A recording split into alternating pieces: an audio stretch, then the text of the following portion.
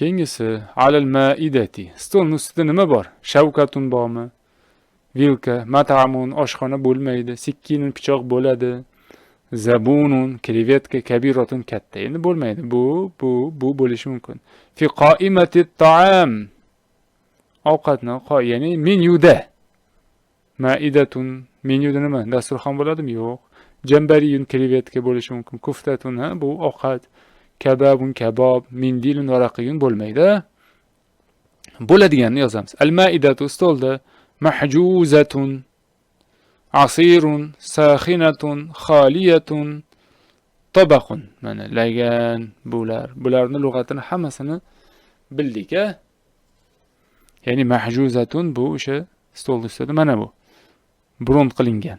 Asirun sharbat, saxinatun issiq, xaliyatun xoli.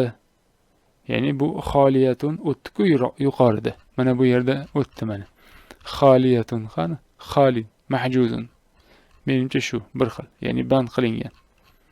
Xoli. Keyingisi, uridu miyahan, suvni xohlayman. Maqliyatan. Maqliyatan to'g'ri keladimi? To'g'ri kelmaydi, chunki qovurilgan degan. Baridatan sovuq, kaysan suv bu idish degani to'g'ri kelmaydi. G'oziyatun gazli suvni, ma'diniyatun tabiiy suvni xohlayman, ya'ni o'sha gazsiz. Shu, ya'ni shuni qaysi birini belgilaymiz tushunarli va tarjimasini albatta yozamiz.